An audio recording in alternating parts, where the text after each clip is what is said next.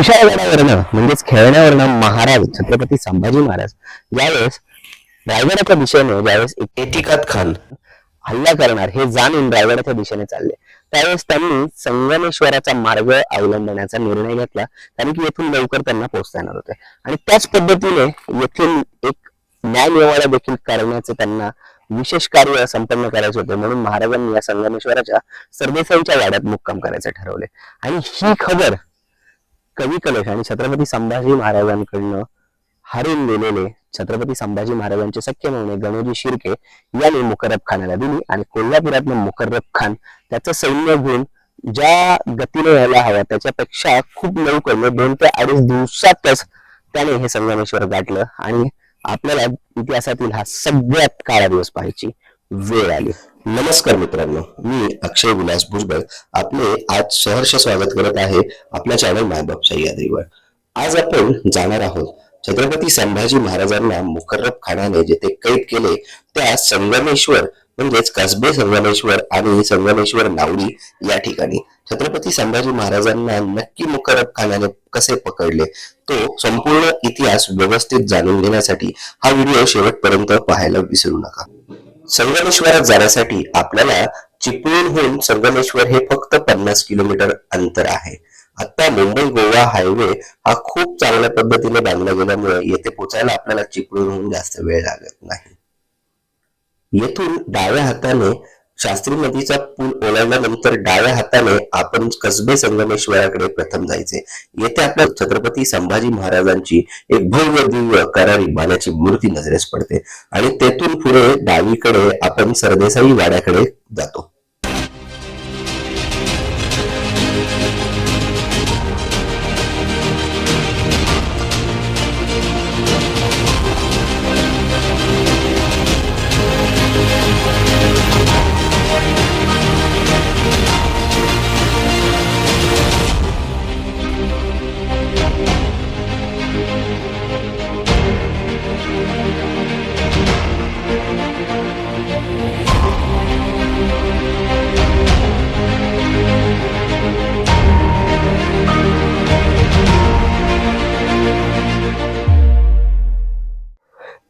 ऐतिहासिक सरदेसाई वाडा म्हणजेच छत्रपती संभाजी महाराज जेथे त्या काळ्या दिवशी मुक्कामी थांबले होते तोच हा वाडा. परंतु छत्रपती संभाजी महाराजांना जसं कळले मुकर्रब खानाचे सैन्य येत आहे तेथून महाराजांनी आपला घोडा हा नावडी बंदराच्या दिशेने फेकला. या संगमेश्वर ते प्रचितगड विभागाचं प्रमुख प्रशासकीय कार्यालय म्हणजे हा सरदेसाईंचा वाडा. छत्रपती संभाजी महाराज ज्यावेळेस सरदेसाईंच्या या वाड्यामध्ये राहायला आले म्हणजे खेळण्यावरनं त्यांना रायगडावर जायचं होतं परंतु येथील एक अर्जोजी यादव आणि गुरजोजी यादव यांचा प्रमुख न्यायनिवाडा करण्यासाठी ते येथे थांबले होते आणि हीच संधी साधली मुकर्रब खानाने आणि गणोजी शिर्केच्या मदतीने त्यांनी महाराजांना पकडण्यासाठी येथे आपला फासा फेकला. अर्थातच महाराजांना ही गोष्ट कळल्यावर महाराज नावडी बंदराच्या दिशेने निघाले. मुकर्रब खानाचा मुलगा इखलास खान तेथे होता आणि त्याने महाराजांना पकडण्यात यश मिळवलंच. हा दुर्दैवी वाडा ज्याने स्वराज्याचे दुसरे छत्रपती छत्रपती संभाजी महाराज यांचा हा काळा दिवस पाहिला. या वाड्याची सध्या पडझड झालेला असून आता आपल्याला फक्त आतील हा भागच पाहायला मिळतो. परंतु हा वाडा मगाशी जिथून आपण आलो जेथे आपल्याला स्तंभ पाहायला मिळाले तिथून सुरू होतो ते मागे वीर आहे तिथपर्यंत हा वाडा आहे असं म्हणायला हरकत नाही. आणि मागे आपण ज्यावेळेस जातो तिथे आपल्याला 3 हेमाडपंथी बांधकामाची शिव मंदिरे पाहायला मिळतात. आपल्या या वाड्याच्या भेटीत आपण ती मंदिरे देखील पाहायची कारण की याला देखील त्या दिवसाचा इतिहास जोडलेला आहे.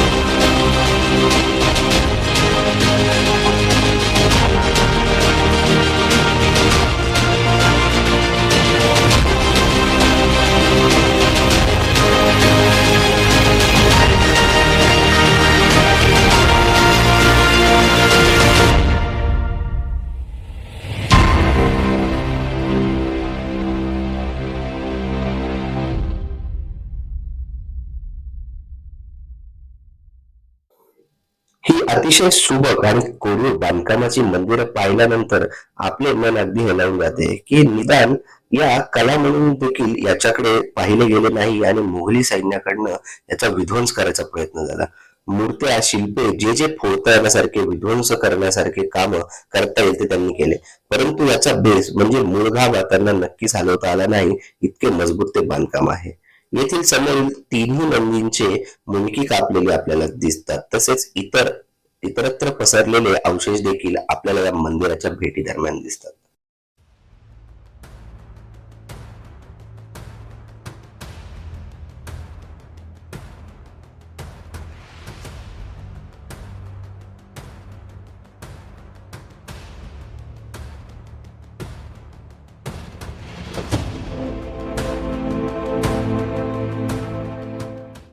सरदेसाई वाड्याच्या या मागील भागात आपण आल्यावर आपल्याला ही मस्त अशी 3 हेमाडपंथी मंदिरं दिसतात. आज देखील याचे मूळ किंवा याचा गाभा हा तसाच असून यातील बरेचसे मूर्ती किंवा आपण म्हणूयात शिल्पकाम हे भंग पावलेले आपल्याला दिसतात. ज्यावेळेस मुकर्रब खानाच्या सैन्याने महाराजांना पकडण्याचा यशस्वी हल्ला या वाड्यावर केला, तेव्हा महाराष्ट्र नावडी बंदरावर ज्यावेळेस पकडले गेले तेव्हा येथे त्यांनी विजय जल्लोष साजरा केला आणि त्यांनी या मंदिरांची तोडफोड, नासधूस केली आणि संपूर्ण या परिसराची वाट लावली. हे काय आपल्याला नवीन नव्हतं. म्हणजे जेव्हा आपल्याला परकीय धर्मांध आक्रमण झाली तेव्हापासून ही गोष्ट आपल्याला सातत्याने आपल्या मंदिरांना भोगावी लागली, आपल्या मूर्त्यांना भोगावी लागली. परंतु या विजयी जल्लोषानंतर येथे जे मंदिरांचे पावित्र्य भंग पावले ते आज देखील पाहायला मिळतात. यामध्ये आपल्याला या प्रत्येक 3 मंदिराच्या समोर असणाऱ्या तिन्ही नंदींची मुंडकी अगदी रायगडावर किंवा इतर किल्ल्यांवर असणाऱ्या नंदींसारखीच तुटलेली आपल्याला इथे पाहायला मिळतात.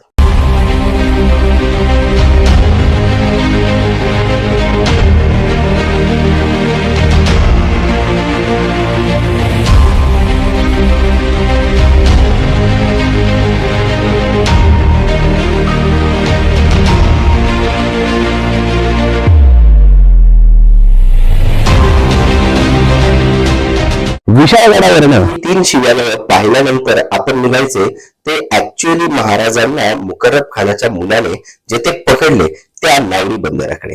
तर नावडी बंदराकडे जाण्यासाठी अर्थातच आपल्याला हे कसबे संगमेश्वर सोडून मुख्य मुंबई गोवा हायवेला लागावे लागते आणि तेथून संगमेश्वराचे मुख्य बस स्टँड आहे तिथपर्यंत आपल्याला जाता येते आणि नंतर येथून उजवीकडे जे ते नदी किनारा आहे, जे ते पूर्वाश्रमीचं बंदर होतं, परंतु आता तिथे आपल्याला काहीच पाहायला मिळत नाही, त्या नदीचा ठाव घेत घेत आपल्याला येथे शोधत शोधत जावं लागतं. परंतु बाजारपेठ असल्या कारणाने येथे आपल्याला लोक सांगू शकतात की नावडी बंदराच्या आपल्याला टोकाला कसे जाता येते आणि तेथे गेल्यावर आपण जाणून घेऊयात आपण पुढील इतिहास.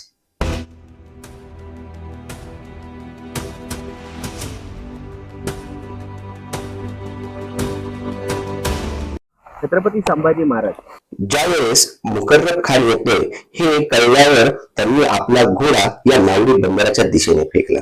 हे नावडी बंदर आपण आता पाहू शकतो, पण त्या काळात हे खूप विस्तृत होते आणि जहाजे आणि गलबते बांधण्याचे काम येथे होत असत.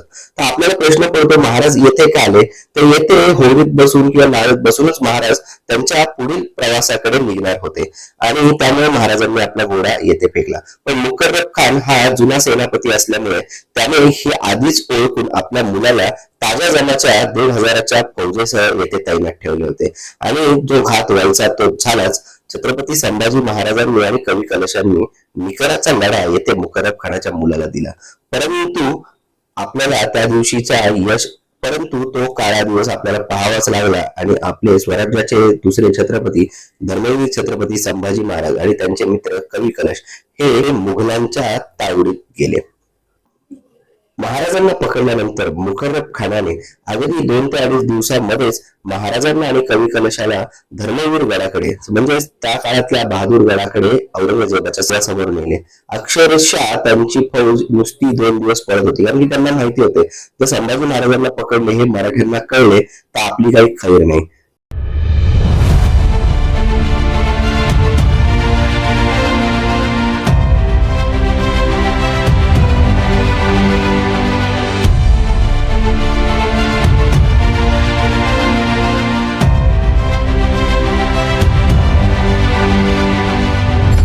नमस्कार मित्रांनो, मी अक्षय विलास भुजबळ आपले पुन्हा एकदा सहर्ष स्वागत करत आहे आपला चॅनल मायबाप सह्याद्री. या भागात आपण आपल्या मराठ्यांच्या किंवा हिंदूंच्या भळबळणारी जी जखम म्हणतो म्हणजेच आपले परमपूज्य धर्मवीर छत्रपती संभाजी महाराज यांच्या बलिदान मासात त्यांना औरंग्याने कुठे पकडले आणि कशा पद्धतीने त्यांना नेण्यात आले याची माहिती घेणार आहोत. तर त्यातीलच हा आपला पहिला भाग म्हणजे आपण धर्मवीरगड याची माहिती घेणार आहोत. धर्मवीरगड म्हणजे छत्रपती संभाजी महाराजांच्या बलिदानाने पावन अशी ही भूमी. आज या धर्मवीरगडाला खूप लोक भेट देतात, परंतु त्याचा नक्की इतिहास काय आहे हे आज आपण जाणून घेऊयात. संपूर्ण व्हिडिओ पाहायला विसरू नका.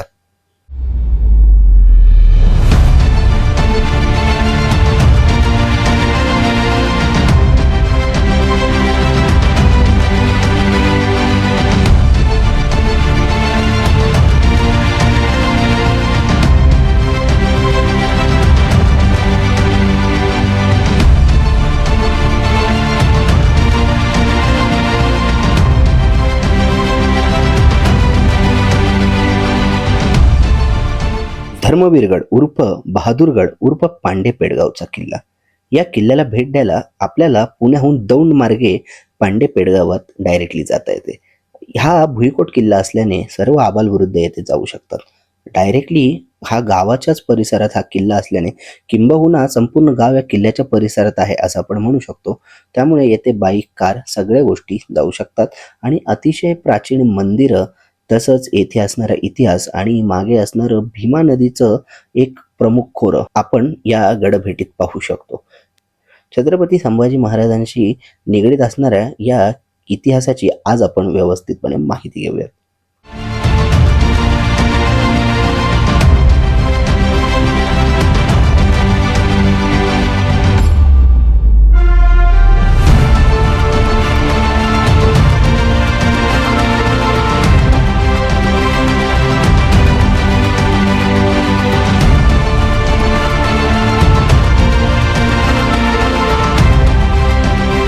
अकराव्या शतकात मेहमूद गझनीने सुजलाम सुफलाम आणि सर्व गुण संपन्न असणाऱ्या या भारतभूमीवर परकीय पहिले आक्रमण केले आणि यानंतर 600 वर्ष या भारतभूमीने फक्त अत्याचार आणि अन्याय सहन केला. विशेषतः येथील हिंदू समाजाने खूप अन्याय भोगला. परंतु परमपूज्य छत्रपती शिवाजी महाराज यांनी 16व्या शतकाला स्वराज्याची मुहूर्तमेढ रोवून या अन्यायाला वाचा फोडली आणि आपल्या येथील माता भगिनींना, आबालवृद्धांना हक्काचं स्वराज्य, स्वधर्माचं स्वराज्य मिळवून दिलं. छत्रपती शिवरायांच्या निधनानंतर औरंगजेब हा सर्व शक्तीनिशी दक्षिणेत उतरला, परंतु शिवरायांच्या छाव्याने अर्थातच धर्मवीर छत्रपती संभाजी महाराजांनी एका वेळेस 9 बलाढ्य शायांशी लढाई देऊन हे स्वराज्य अबाधित राखण्याचं काम केलं. परंतु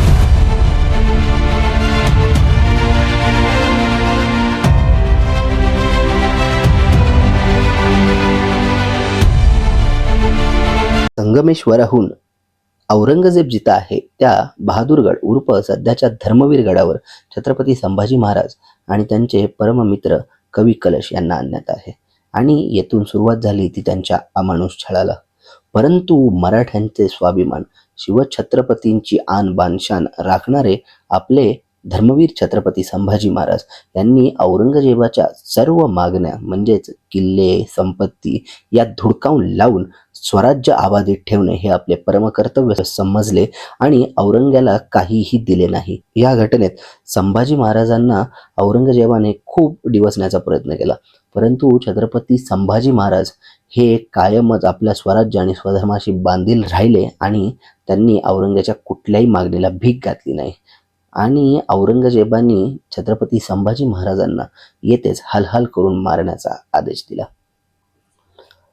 छत्रपती संभाजी महाराज आणि त्यांचे मित्र कवी कलश यांना औरंगजेबाच्या दरबारात या किल्ल्यावर या ठिकाणी जाण्यात आले आणि तिथून खरी सुरुवात झाली ती मराठ्यांचा अंगार काय आहे हे संपूर्ण मुघलशाहीला छत्रपती संभाजी महाराजांनी दाखवून दिले.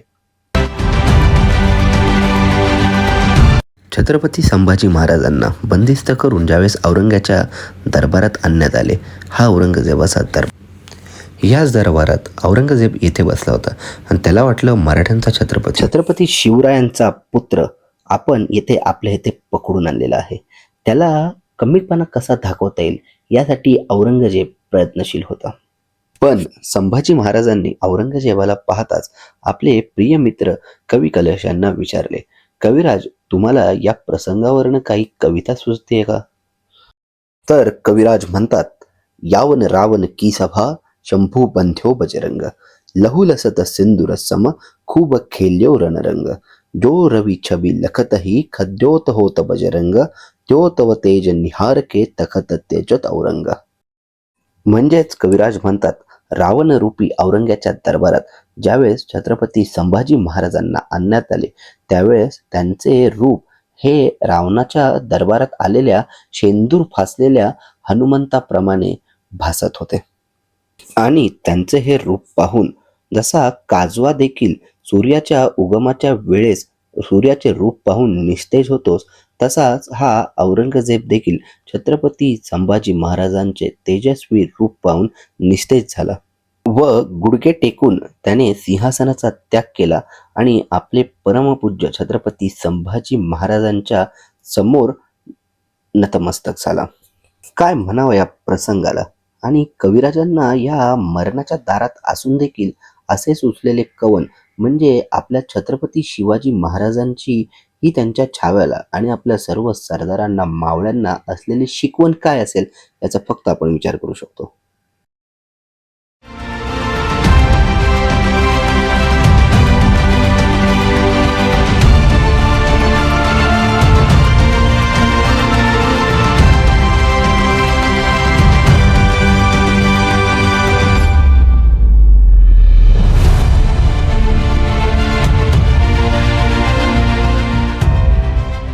संभाजी महाराजांनी औरंगजेबाने ज्या ज्या मागण्या केल्या त्या कुठल्याच मागणीला भीक घातली नाही आणि संभाजी महाराजांना आणि कवी कलशांना याच कारणामुळे हाल हाल करून मारण्याचे आदेश औरंगजेबाने त्याच्या सरदारांना दिले. परंतु या अत्याचारापेक्षा स्वराज्य धर्म हा मोठा आहे हे छत्रपती शिवरायांची शिकवण प्रमाण मानून छत्रपती संभाजी महाराजांनी ते सर्व अत्याचार सहन केले, परंतु आपला धर्म आपले स्वराज्य हे औरंग्याच्या हवाली केले नाहीत. यातून आपल्याला आपला मराठी बाणा आणि कणा हा किती कणखर होता, छत्रपती शिवरायांची शिकवण ही किती मजबूत होती आणि आपलं आपल्या धर्मावरचं असणारं प्रेम हे किती अबाधित होतं हे या प्रसंगातनं दिसतं. भलेही संभाजी महाराजांना येथे प्राणार्पण करावे लागले, परंतु येत्या काहीच वर्षात मराठ्यांनी औरंगजेबाच्या याच मुघलांचे जीवन सळो की पळो करून सोडले. या मुघलांना मराठ्यांच्या शिवाय श्वास घेणेही कठीण झाले आणि छत्रपती संभाजी महाराजांच्या मृत्यूचा बदला अशा पद्धतीने मराठ्यांनी घेतला.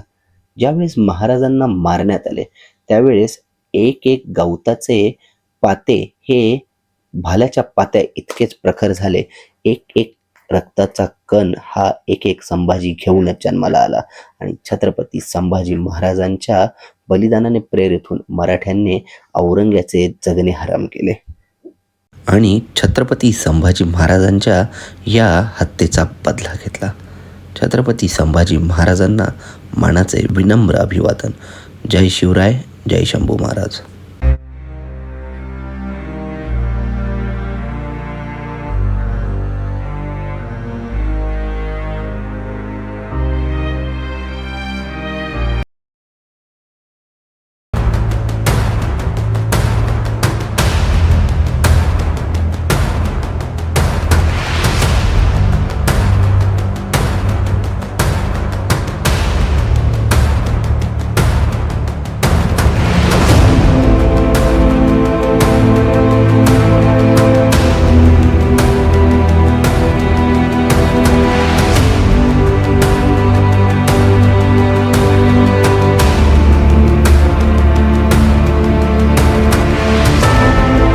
मराठा इतिहासातील किंवा आपल्या हिंदूंच्या इतिहासातील एक सगळ्यात काळा दिवस म्हणजे फाल्गुन वद्य अमावस्या.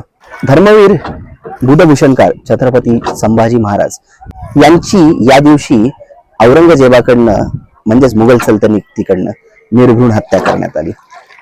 हा इतिहासातील एक सगळ्यात काळा दिवस, मराठ्यांची एक भळभळती जखम, जी की कित्येक शतक गेली आणि कित्येक शतक येतील तरी पण ती जखम भरून निघणार नाही.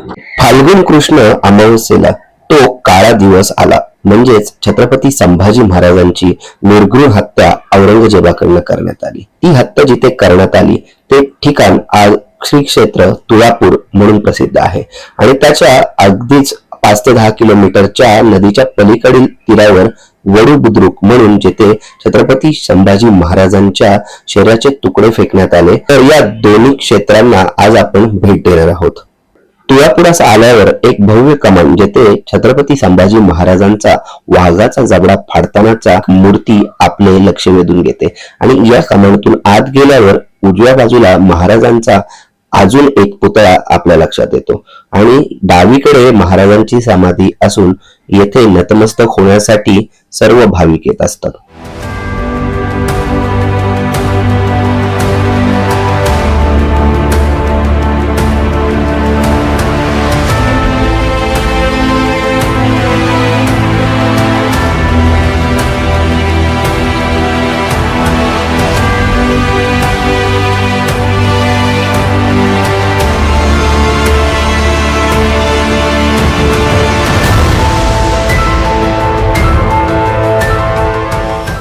श्री क्षेत्र तुळापूर येथे आल्यावर येथे असणारे वातावरण आपले मन अगदी छिन्न करून टाकते. येथे आल्यावर आपल्याला आपल्या छत्रपती संभाजी महाराजांना किती यातना झाल्या असतील याचा विचार करूनच फक्त गहिवरून येते.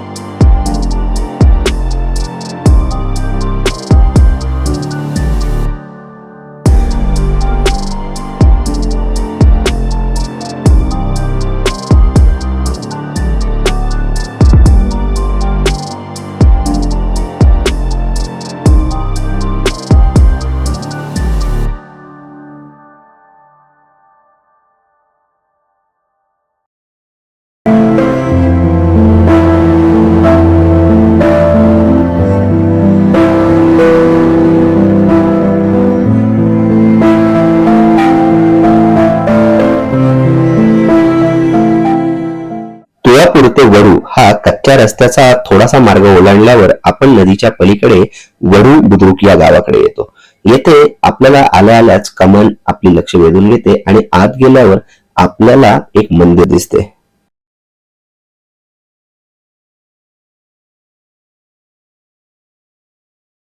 असे म्हणतात, ज्यावेळेस छत्रपती संभाजी महाराजांच्या शरीराचे तुकडे या गावात फेकण्यात आले त्यावेळी येथील ग्रामस्थ शिवले व देशमुख यांनी त्यांचा अंत्यसंस्कार करण्यात पुढाकार घेतला.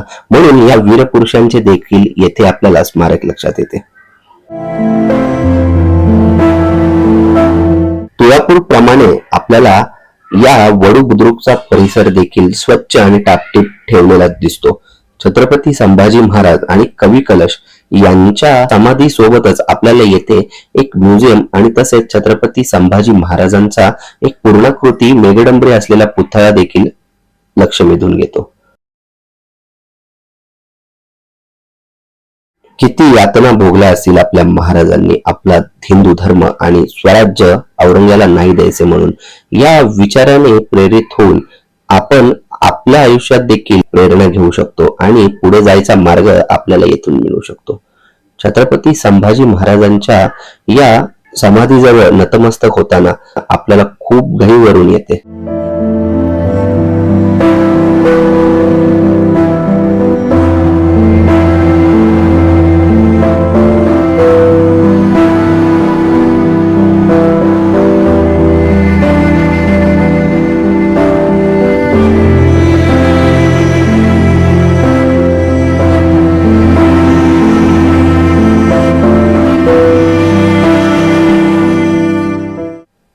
छत्रपती संभाजी महाराजांसोबत आपल्या प्राणांची आहुती देणारे त्यांचे प्रिय मित्र कवी कलश यांची समाधी देखील प्रशासनाने डावीकडे बाजूला बांधलेली आहे. कवी कलशांच्या या समाधीचे देखील आपण मनोभावे दर्शन घ्यायचे आणि कवी कलशांनी औरंगजेबाच्या दरबारात छत्रपती संभाजी महाराजांवर म्हणलेली कविता यावन रावण की सभा ही नक्की आठवायची.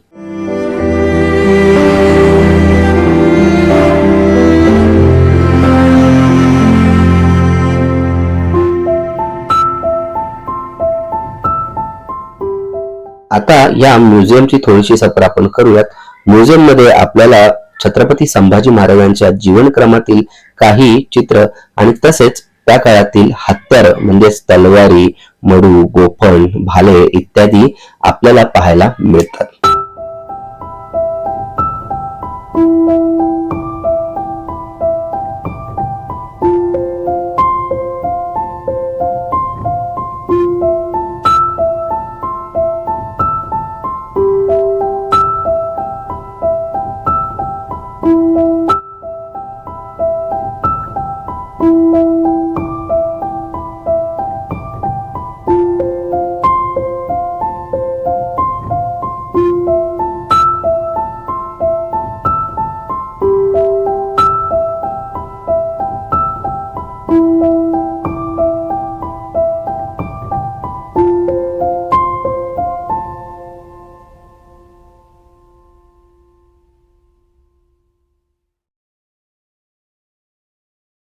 महाराजांनी आपल्या या धर्मासाठी आणि देशासाठी स्वतःचे बलिदान दिले.